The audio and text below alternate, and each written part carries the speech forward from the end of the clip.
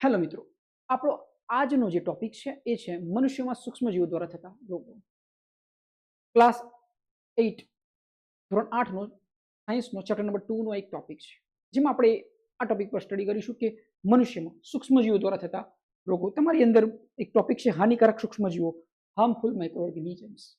આપણે સમજ્યા micro organisms કોને કહે છે. એનો ગુજરાતી શબ્દ છે સૂક્ષ્મજીવો. સૂક્ષ્મ એટલે નાનું. આપણે સ્ટડી કરી રહ્યા છીએ વાયરસ અને બેક્ટેરિયા, એટલે અતિ સૂક્ષ્મ કહેવાય, જે આપણે નરી આંખે નથી જોઈ શકતા એવા સજીવોને સૂક્ષ્મજીવો કહે છે.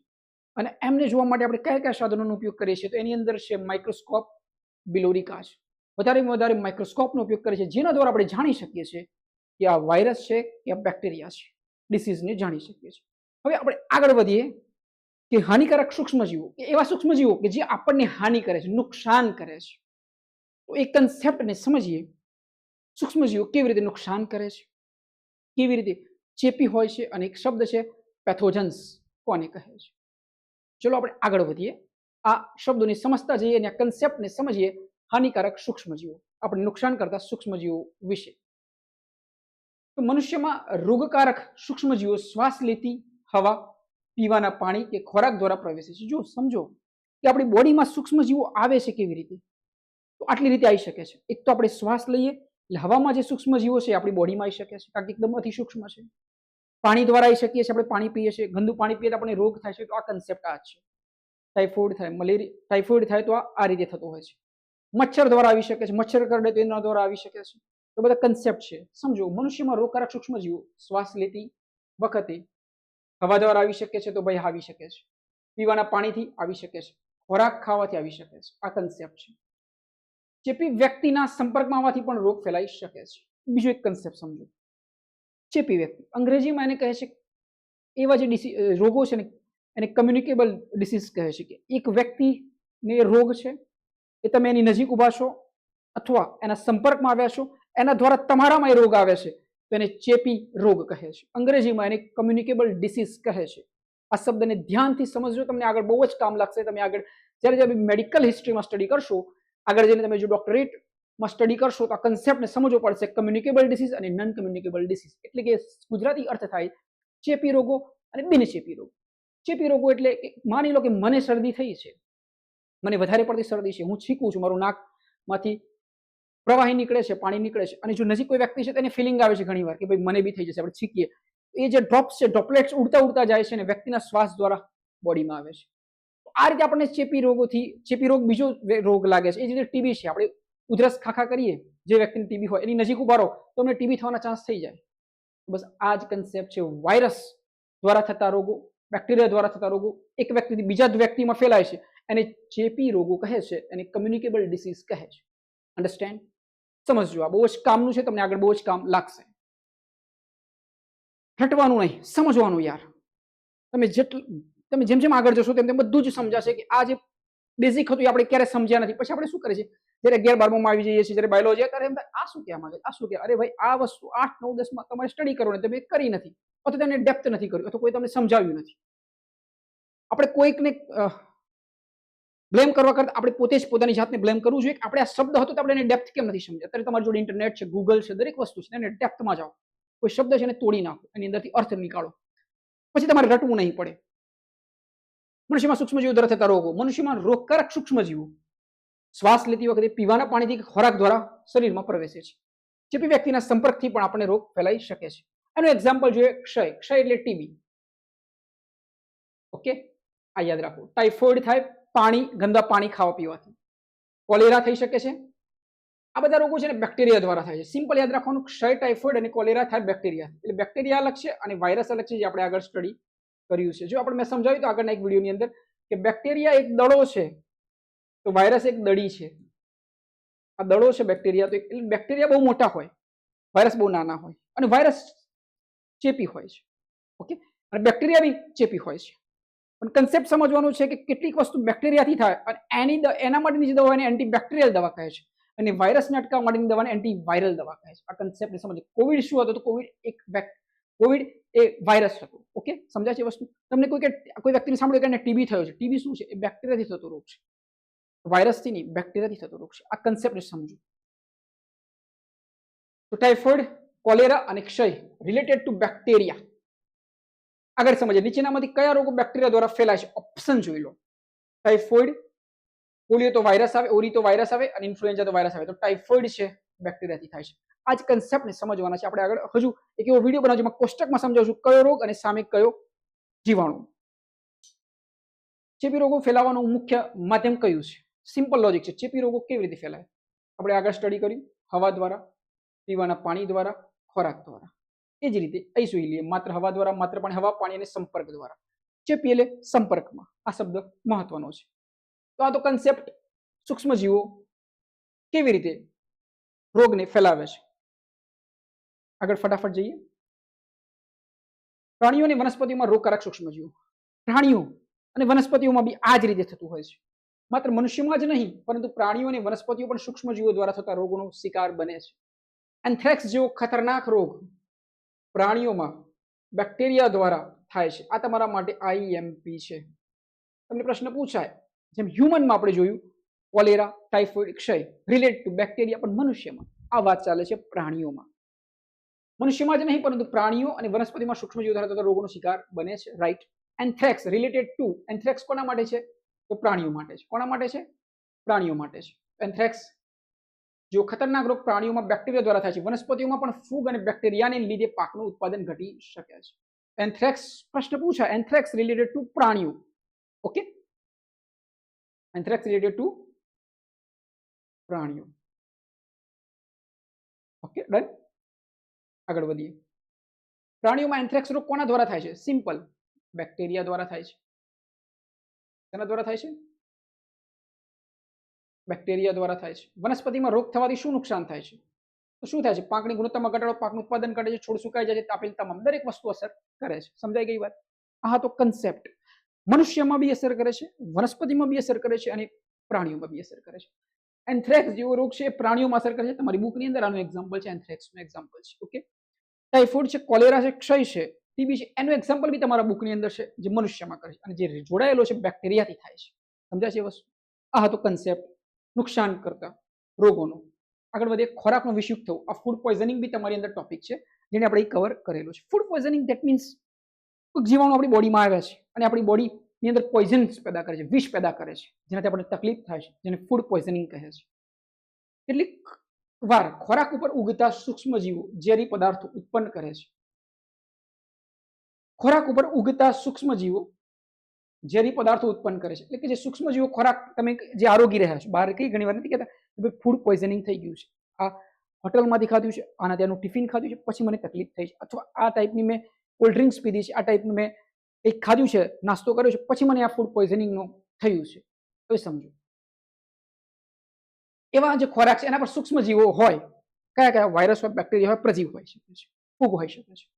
એ ઝેરી ટોક્સિક પદાર્થો ઉત્પન્ન કરે છે અને એ આપણે શું કરીએ છીએ? આરોગી લઈએ છીએ, જેનાથી ખોરાક ઝેરી બની જાય છે અને એવો ખોરાક આપણે ખાઈએ તો વ્યક્તિ ગંભીર રીતે બીમાર પડે છે અને અથવા મૃત્યુ પણ પામી શકે છે. તેથી ખોરાકને સાચવીને રાખવો ખૂબ જરૂરી છે. એટલે કે શું કરવું જોઈએ? ફૂડ પોઈઝનિંગથી અટકાવી શકાય છે. વિષયુક્ત બનતો અટકાવી શકાય છે. વાયરસનો અર્થ થાય વિષ, ઝેરી. તો કોઈ એવો ખોરાક જે સૂક્ષ્મજીવોથી બગડી જાય, આપણે નથી કહેતા બગડી ગયું છે આપણે ખાવું નથી, બસ એ ટાળી દેવું, એનાથી આપણને બીજા રોગો થતા છે અટકી જશે. ખોરાક ઝેરી બનવાની પ્રક્રિયાને શું કહે છે? કન્સેપ્ટ ફૂડ પોઈઝનિંગ કહે છે. ખોરાકને ઝેરી બનતો અટકાવવા શું કરવું જોઈએ? તો તેને ખોરાક ખુલ્લો રાખવો જોઈએ? ભાઈ ના, ખોરાક યોગ્ય રીતે સંગ્રહિત કરવો. ગરમ ખોરાક ના ખાઓ, આ તો ખાવો જોઈએ, એટલે આ યાદ રાખો, યોગ્ય રીતે સંગ્રહિત કરો ખોરાક. આપણે નથી કહેતા વાસી ખોરાક બી બહુ ના ખાવા જોઈએ. એનો કન્સેપ્ટ જ આ છે કે તમે જેટલું વાસી ખાશો એ તમને ખબર નથી એ કેવી રીતે તમને નુકસાન કરતા બનશે. સમજાય છે વાત? તો તમે મિત્રો એ સમજજો કે ફૂડ પોઈઝનિંગ રિલેટેડ ટુ ખોરાકને કેવી રીતે તમે પ્રિઝર્વ કરેલો છે. બહુ જૂનો ખોરાક છે, એટલે કે વાસી ખોરાક છે, અને તમે ખાઓ છો એની સાઈડ ઇફેક્ટ થશે. સમજાય છે વસ્તુ? તો કેળું હોય તો આપણે ઘણી વાર બગડી જાય છે, તો બી આપણે ખાઈએ તો પણ એ નુકસાન કરી શકવાની સંભાવના વધારે છે. એટલે આપણે શરદી ને બધું થાય છે. રાઈટ? સમજાશે વસ્તુ? આગળ વધીએ. ખોરાકની જાળવણી પદ્ધતિ. તો આપણે શું કરવું જોઈએ? ખોરાકને કેવી રીતે જાળવવું જોઈએ? આપણને કન્સેપ્ટ ખબર છે. ઓકે, ખોરાકને સૂક્ષ્મજીવોથી બચાવવા માટે આપણે તેને લાંબા સમય સુધી સાચવવાની જરૂર હોય છે. આ માટે રાસાયણિક પદ્ધતિઓનો ઉપયોગ કરવામાં આવે છે, મીઠા કે ખાંડનો ઉપયોગ કરવામાં આવે છે, ઠંડી કે ગરમ કરવાની પદ્ધતિઓનો ઉપયોગ કરવામાં આવે છે અને આ પદ્ધતિ સૂક્ષ્મજીવોની વૃદ્ધિને અટકાવે છે. કન્સેપ્ટ શું છે? આ બધું કરવાથી સૂક્ષ્મજીવોની જે વૃદ્ધિ છે એ ઘટી જાય છે. સમજાય છે? સૂક્ષ્મજીવોની વૃદ્ધિ ઘટી જાય છે. ટાઈપ્સ ઓફ કન્સેપ્ટ સમજીએ. એક પદ્ધતિ છે રાસાયણિક પદ્ધતિઓ. આપણે કેટલીક રાસાયણિક પદ્ધતિઓનો ઉપયોગ કરવો જોઈએ. મીઠા કે ખાંડનો ઉપયોગ કરવો જોઈએ, જેનાથી આપણે છે ને અવૃદ્ધિને અટકાવી શકીએ છીએ. ઠંડી કે ગરમ કરવાની પદ્ધતિનો ઉપયોગ કરવો જોઈએ. ઘણી આપણે નથી કહેતા કે ભાઈ દૂધ છે તો એને ગરમ કરી દો, એટલે સૂક્ષ્મજીવો શું થશે? મૃત્યુ પામશે. સમજ્યા છે વસ્તુ? પેસ્ચ્યુરાઇઝેશન ટેકનિક્સ જે દૂધ બનાવવામાં વપરાતી હોય છે એ બી આને સાથે જોડાયેલી છે. તો કેટલીક હોય છે, આપણે નથી કહેતા ભાઈ ગરમ કરીને સબ્જી હોય તો આપણે ખાતા હોઈએ છીએ, સવારની હોય તો, એ રીતે કન્સેપ્ટ છે આ બધા. તો ગરમ કરવાથી છે ને એ વૃદ્ધિ અટકી જાય છે. એક કન્સેપ્ટ છે. રાસાયણિક પદ્ધતિનો ઉપયોગ કરો, મીઠા કે ખાંડનો ઉપયોગ કરી શકો છો. કેટલીક ચાસણીઓ બનાવી છે તો આપણે ઘણીવાર આપણી વસ્તુને લોંગ ટાઈમ સુધી પ્રિઝર્વ કરી શકીએ છીએ. આપણી આજુબાજુ જે ફૂડ પેકેટ્સ આવે છે એની અંદર બી આપણા પ્રિઝર્વેટિવ્સ હોય છે, જે આપણને શું કરે છે? એને બગડતું અટકાવે છે. ઓકે, તો આ બધી પદ્ધતિઓ છે. આ બધી ખોરાકને જાળવવાની પદ્ધતિઓ છે. ખોરાક સાચવવા માટે સામાન્ય રીતે વપરાતું પ્રિઝર્વેટિવ્સ કયું છે? મીઠું છે, ખાંડ છે, તેલ છે, વિનેગર છે, આપેલા તમામ વપરાય છે. સમજ્યા છે વસ્તુ? મીઠું વપરાય છે, ખાંડ વપરાય છે, તેલ વપરાય છે, આપેલા તમામ વપરાય છે. પેસ્ચ્યુરાઇઝેશન પદ્ધતિ મુખ્યત્વે શેના માટે વપરાય છે? મેં કીધું દૂધને ગરમ કરવા માટે જે મોટા મોટા બોઇલરોમાં, જે ડેરીઓમાં જે કન્સેપ્ટ છે એ છે દૂધને પેસ્ચ્યુરાઇઝ કરવામાં આવે છે. જેના દ્વારા શું થાય છે? માઇક્રો ઓર્ગેનિઝમ્સનો નાશ થાય છે. પેસ્ચ્યુરાઇઝેશન પદ્ધતિ મુખ્યત્વે શાના માટે વપરાય છે? દૂધ માટે વપરાય છે. આગળ જઈએ. પેથોજન્સ કોને કહે છે? આપણે એક શબ્દ શરૂઆતમાં કહ્યો હતો અને તમારી બુકની અંદર છે પેથોજન્સ એટલે શું. તેનો ગુજરાતી અર્થ છે રોગકારક સજીવો, કે જે રોગનો જન્મ આપે છે એવા સજીવો. સજીવો સૂક્ષ્મજીવો એટલે કયા કયા? વાયરસ છે, બેક્ટેરિયા છે, પ્રજીવ છે, ફૂગ છે. રાઈટ. આનો પરિચય સમજીએ. પેથોજન્સ એ એવા સૂક્ષ્મજીવો છે જે મનુષ્યમાં, પ્રાણીઓમાં કે વનસ્પતિઓમાં રોગ ફેલાવવાની ક્ષમતા ધરાવે છે. અને આ ટાઈપના જે સજીવ, જે જીવો છે એને શું કહે છે? રોગકારક સજીવો, જેને અંગ્રેજીમાં પેથોજન્સ કહે છે. આ તમારા માટે બહુ જ ઇમ્પોર્ટન્ટ ડેફિનેશન છે પેથોજન્સ. પેથોજન્સ એટલે રોગકારક સજીવો, જે રોગને ફેલાવે છે, રોગને જન્મ આપે છે. તેમાં શું શું હોઈ શકે છે? બેક્ટેરિયા હોઈ શકે છે, વાયરસ હોઈ શકે છે, ફૂગ અને પ્રોટોઝોઅનનો સમાવેશ થાય છે. આ બધા જ જે સૂક્ષ્મજીવો છે એને પેથોજન્સ કહે છે. આ સજીવો યજમાન શરીરમાં પ્રવેશીને તે સામાન્ય જૈવિક ક્રિયાઓમાં વિક્ષેપ પાડે છે અને જેને કારણે બીમાર થાય છે. આપણે નથી કહેતા ઘણી વાર આપણને શરદી થઈ જાય છે, આપણે કેટલીક વાર કોઈ વાયરસ લાગે છે એટલે આપણું બોડી ડિસ્ટર્બ થઈ જાય છે, આપણે તાવ આવી જાય છે, આપણે પછી આપણે આગળ જઈએ છીએ, રિપોર્ટ કરાવીએ છીએ, ડોક્ટરને કહીએ છીએ, એટલે આપણે ડોક્ટર કહે છે તમને શરદી થઈ છે, તમને વાયરસ થયો છે, તમને ચેપી રોગ છે, તો ચેપી થયો છે. બેક્ટેરિયાથી થતું કેટલું હોય તો કે તમને આમાં ઇન્ફેક્શન છે. સમજાય છે વસ્તુ? આ સૂક્ષ્મજીવોની કરામત છે જે તમારી બોડીને નુકસાન કરતા બનાવે છે. નીચેનામાંથી કઈ સજીવ પેથોજન્સ તરીકે ઓળખાય છે? શું કીધું? બેક્ટેરિયા તો છે, વાયરસ છે, ફૂગ છે, આપેલા તમામ જે કોઈ બોડીમાં જાય છે અને એને શું કરે? ડિસ્ટર્બ કરે છે, તેને પેથોજન્સ કહે છે. પેથોજન્સ મુખ્યત્વે કઈ રીતે નુકસાન પહોંચાડે છે? તો શરીરનું તાપમાન ઘટાડીને, જૈવિક ક્રિયાઓમાં વિક્ષેપ પાડીને, પાચન મદદ કરીને, શું છે? જૈવિક ક્રિયાઓમાં વિક્ષેપ પાડે છે. આપણી જે ક્રિયાઓ રોજની જે રૂટીન હોય ને એમાં ડિસ્ટર્બ કરી દે. એટલે શું થાય? આપણું બેલેન્સ ખોરવાઈ જાય અને આપણી બોડી છે ને એનું રિએક્શન આપવાનું શરૂ કરી દે. એટલે અંદર ફાઇટ થાય તો ટેમ્પરેચર અપ થઈ જાય, એટલે તાવ આવી જાય, આપણને ઇન્ફેક્શન થાય, પેટના લગતા પ્રોબ્લેમ્સ થાય, આપણને બીજા પ્રોબ્લેમ્સ થઈ શકે છે. આ છે કન્સેપ્ટ પેથોજન્સ, રોગકારક સૂક્ષ્મજીવોને સમજવાનું. પેથોજન્સ કોને કહે છે? રોગને જન્મ આપતા સૂક્ષ્મજીવોને પેથોજન્સ કહે છે યજમાનની અંદર. ટાઈપ્સ ઓફ પેથોજન્સ એક્ઝામ્પલ તરીકે પેરાસાઇટ છે, બેક્ટેરિયા છે, આ ટાઈપના દંડાણુ છે, ફંગસ છે જે વનસ્પતિ ઉપર, અને વાયરસ છે આપણે જોઈ શકતા ને સૂક્ષ્મજીવો, સૂક્ષ્મદર્શક યંત્રની અંદર જોવા પડે છે. આગળ વધીએ. પેથોજન્સના પ્રકારો. પેથોજન્સ તેમના સ્વરૂપના અલગ અલગ જૂથોમાં વહેંચવામાં આવે છે. બેક્ટેરિયા કોષીય માળખું ધરાવે છે, વાયરસ જીવંત કોષો પર નિર્ભર રહે છે, ફૂગ અને પરોપજીવીઓ પણ અલગ અલગ રીતે ચેપ ફેલાવે છે. વિવિધ પ્રકારના રોગ મળી આવે. સમજો, બેક્ટેરિયા કોષીય માળખું ધરાવે છે, કોષીય માળખું. વાયરસ જીવંત કોષો ઉપર, એટલે કે આગળ સ્ટડી કર્યું હતું કે વાયરસ છે ને એ અલ્પજીવી જીવ છે, એ સજીવ બી નથી ને નિર્જીવ બી નથી. વાયરસ જ્યારે યજમાન કોષમાં પ્રવેશે છે, લિવિંગ બોડી, લિવિંગ એન્ટિટીમાં પ્રવેશે છે, ત્યારે તે શું થાય? સક્રિય થાય છે. ત્યાં સુધી સક્રિય થતો નથી. માની લો કે આ પેન એક નિર્જીવ છે, અહીં વાયરસ છે, એ વૃદ્ધિ નહીં પામે. પણ જેવો વાયરસ અહીંથી આપણી નાક દ્વારા, મોં દ્વારા, હવા દ્વારા બોડીમાં જાય છે, લિવિંગ એન્ટિટીમાં જાય છે, એટલે શું કરે છે? એ જીવિત બને છે. એટલે વાયરસ એ સજીવ અને નિર્જીવને જોડતી કડી છે એવું કહેવાય છે. કન્સેપ્ટથી આગળ વધીએ. વાયરસને શા માટે પેથોજન્સ ગણવામાં આવે છે? તે પોતાની મેળે પ્રજનન કરતી યજમાન કોષોનો ઉપયોગ કરીને ફેલાય છે, એટલા માટે પેથોજન્સ બીજાના કોષમાં જઈને આગળ વૃદ્ધિ પામે છે. નીચેનામાંથી કોઈ પેથોજન્સનું જૂથ નથી. વાયરસ છે, બેક્ટેરિયા છે, વિટામિન્સ નથી, ફૂગ છે, રાઈટ? તો નથી. તો પેથોજન્સ વિશેનો સમજ. ચેપી રોગોનો પરિચય. આપણે કહીએ છીએ કમ્યુનિકેબલ ડિસીઝ, ચેપી, એકથી બીજાનામાં લાગે એને ચેપી કહી શકાય, રાઈટ? ચેપી રોગ એવા રોગો છે એક વ્યક્તિથી બીજી વ્યક્તિમાં ફેલાઈ શકે છે. આ રોગો વાયરસ હોઈ શકે છે, બેક્ટેરિયા હોઈ શકે છે, ફૂગ અને પરોપજીવીઓ દ્વારા, સૂક્ષ્મજીવો દ્વારા ફેલાય છે.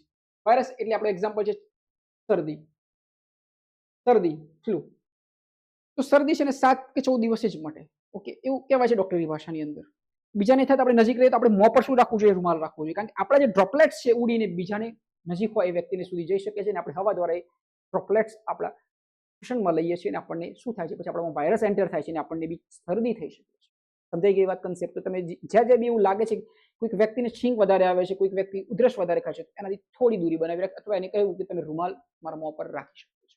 સમજાઈ ગઈ વાત? કારણ કે એનાથી એ ચેપ તમને બી લાગી શકે છે.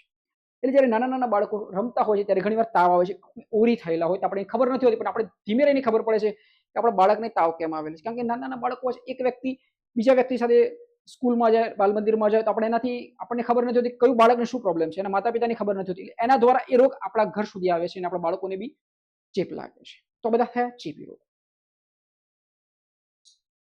હવે સમજીએ આગળ ચેપી રોગ ફેલાવાનું મુખ્ય કારણ શું છે? સૂક્ષ્મજીવો. નીચેનામાંથી કયો રોગ ચેપી છે? ડાયાબિટીસ નથી, કેન્સર નથી, ઇન્ફ્લુએન્ઝા છે. સમજાય છે વસ્તુ? નેક્સ્ટ જઈએ. રોગ ફેલાવાની રીતો. ચેપી રોગ વિવિધ માધ્યમો દ્વારા ફેલાઈ શકે છે: હવા દ્વારા, પાણી દ્વારા અને સંપર્ક દ્વારા. કોઈ ચેપગ્રસ્ત વ્યક્તિ છીંક ખાય છે, ઉધરસ ખાય છે ત્યારે હવામાં રહેલા ટીપા ડ્રોપલેટ્સ આપણે ઉડે છે, આપણા શ્વાસ દ્વારા આપણા બોડીમાં આવે છે. દૂષિત પાણીથી થઈ શકે છે, ખોરાકનું સેવન કરવાથી થઈ શકે છે. જંતુ જેવા કે મચ્છર પણ રોગના વાહક તરીકે ઉપયોગ કરી શકે છે. ડેન્ગ્યુ હોઈ શકે છે, મલેરિયા હોઈ શકે છે. ઓકે, સમજાઈ ગઈ વાત? મચ્છર દ્વારા ફેલાતો કયો રોગ છે? ટાઇફોઇડ તો નથી, પાણી દ્વારા. મલેરિયા છે, ન્યુમોનિયા તો બેક્ટેરિયલ છે. ઓકે, ના. રોગના ફેલાવાને રોકવા માટે શું કરવું જોઈએ? તો અસ્વસ્થતાની સ્વસ્થતા રાખવી. હાથ ધોવા જોઈએ તો ધોવા જોઈએ, ભીડમાં રહેવું જોઈએ ના, હાથ ધોવા જોઈએ ને જમવું જોઈએ. એટલે આપણે કહીએ છીએ કે તમે ઘરમાં આવો છો તો પહેલા સૌપ્રથમ હાથ વોશ કરી લો, ધોઈ નાખો, હાથ પગ ધોઈ નાખો ને પછી તમે જમવા બેસો. આ તમારા માટે સૌથી સારામાં સારી હેબિટ છે. સૂક્ષ્મ જીવોની કોઈ બી જગ્યાએ તમે કોઈ વસ્તુ ખાઈ રહ્યા છો હાથથી, તો તમે એને સૌપ્રથમ તમે તમારા હાથને વોશ કરી દો, ધોઈ નાખો. એ તમારા માટે સૌથી બેસ્ટ મેડિસિન છે. Okay, done. આ તમે પાડજો, તમને બહુ જ કામ લાગશે, આજીવન કામ લાગશે. સમજો રોગકારકો જે રોગ ફેલાવે છે. વાયરસ એક રોગકારક છે, બેક્ટેરિયા, એકકોષીય પ્રજીવો, ફૂગ અને બહુકોષીય.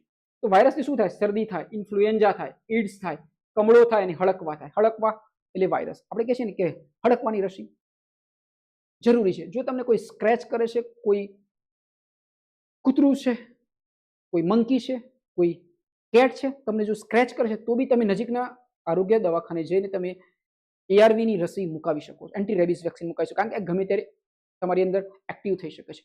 તો એ મસ્ટ બી રેક્વાયર્ડ છે કે તમે એમાં ગફલત ના કરતા, નહીં તો હડકવાની રસીનો કોઈ ઇલાજ છે નહીં. ઓકે, હડકવા, કમળો, એઇડ્સ, ઇન્ફ્લુએન્ઝા અને શરદી આ બધી છે ને વાયરસ છે. યાદ રાખવાનું, વાયરસના ટાઈપ્સમાં આવે. વાયરસથી થાય. બેક્ટેરિયામાં શું કીધેલું? TB કીધેલું.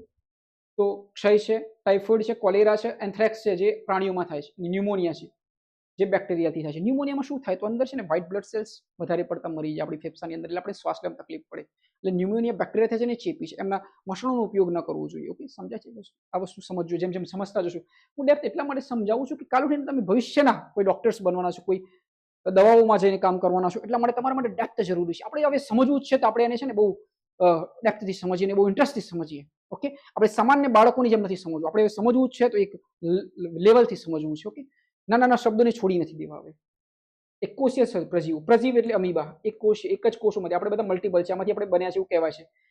તો પ્લાઝ્મોડિયમ, મલેરિયા, કાલા આઝાર આ બધા છે ને એક કોષીય પ્રજીવોથી થતા રોગો છે. મલેરિયા, ફૂગ, દાદર થાય છે આપણને, ખસ થાય છે, જેવા ચામડીના રોગો થાય તેમાં શું હોય? ફૂગ હોય. આપણે જે ચામડીના રોગો થાય છે ને રિલેટેડ ટુ ફૂગ હોય, એ રીતે વનસ્પતિમાં બી કામ કરતી હોય છે. બહુકોષીય પ્રાણીઓ એટલે કૃમિઓ, હાથી પગો, વાળો અથવા ઘણા બધા રોગો છે. ઓકે, તો આ તો કન્સેપ્ટ રોગ ફેલાવાની રીતો કોના દ્વારા? તો વાયરસ, બેક્ટેરિયા, એકકોષીય પ્રજીવો, ફૂગ અને બહુકોષીય પ્રાણીઓ. તો તમારા બુકની અંદર આ ટોપિકોને સમજાવેલા છે કે કેવી રીતે માઇક્રો ઓર્ગેનિઝમ્સ દ્વારા આપણે નુકસાન થાય છે, તેમજ કેવી રીતે આપણે ફૂડ પોઈઝનિંગ થાય છે અને કેવી રીતે આપણે એને પ્રિઝર્વેટિવ્સ કરી શકીએ છીએ. આજનો ટોપિક હતો સૂક્ષ્મજીવો દ્વારા થતા નુકસાન, હાનિકારક ફળ. અને આપણે એની અંદર સમજાવ્યું છે કે રીતે પ્રિઝર્વેટિવ કન્સેપ્ટ સમજવાનો છે, રોગ ફેલાવાની રીત કઈ છે. તો અમે આશા રાખીએ છીએ કે અહીંથી અમે તમને જે સમજાવ્યું છે તમે સમજી શક્યા હશો. અમારા વિડીયોને તમે પોઝ કરીને સમજીને તમે કેટલાક ક્વેશ્ચન શીટને સોર્ટ આઉટ કરી શકો છો.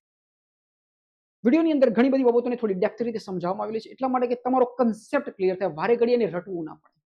અમારો એક જ હેતુ છે કે તમે એક એવરેજ બાળકોથી ઉપર સ્ટડીના માધ્યમને લઈ જાઓ અને તમે આગળ જવા માટે, કંઈક રિસર્ચમાં જવા માટે તમે નાની ઉંમરથી તમે કેટલાક કન્સેપ્ટને સમજતા જાઓ. ઓકે, આપણે આ જ રીતે બીજા આગળના વિડીયો બી તમારી સમક્ષ લઈને આવી રહ્યા છે. તો તમે અમારી ચેનલ સમજાવવાને લાઈક કરજો અને સબસ્ક્રાઇબ કરજો, અને તમે તમારી રીતે કેટલાક ક્વેશ્ચન સિરીઝને અલગ અલગ રીતે સોર્ટ આઉટ કરજો અને સમજવાની કોશિશ કરજો. ઓકે, તો મળીએ એક નવા ટોપિક સાથે. ત્યાં સુધી તમે અમારી ચેનલ સમજાવને લાઈક કરો, સબસ્ક્રાઇબ કરો અને અમારા વિડીયોઝને તમે વારંવાર રિપીટ કરી શકો છો, અથવા તમે કોઈ અલગ અલગ વિડીયોને જોઈને એને કોમ્બિનેશન ફોર્મમાં સમજીને તમે તમારા ડાઉટ્સને ક્લિયર કરી શકો છો. ઓકે, તો તમે તમારા ઉપર કામ કરતા રહો, પોતાની જાતને ચાહતા રહો અને પોતાની મકસદ તરફ આગળ વધતા રહો.